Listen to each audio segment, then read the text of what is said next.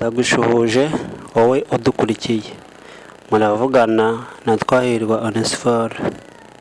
Uyu munsi rero twinjiye muri cya kiganiro cyacu, aho turebera hamwe ibigendanye n'ubucuruzi bwo hirya no hino.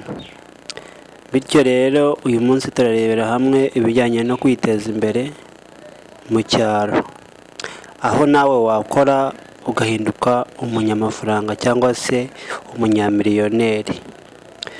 Bityo rero hariho abantu benshi usanga bavuga ngo akazi karabuze, kandi ugasanga mu by'ukuri nabo ubwabo akazi kari gahari, ariko ntabwo bazi ko bagakoze kabaha inyungu.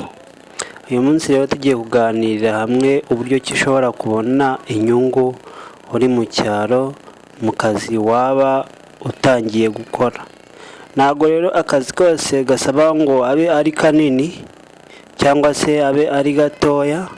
Icy'ingenzi we ni uko uwo murimo wose ugiye gukora ugomba kuwukora uwukunze.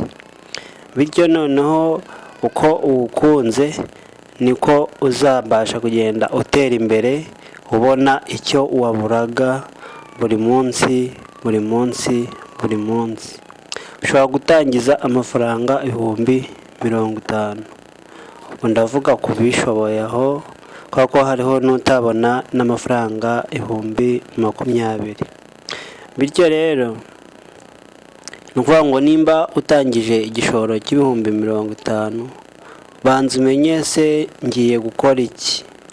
Ubanza umenye ngo ese aya mafaranga ndi gukoresha n'ayanjye, cyangwa se nayo nafashemo ideni kuri banki.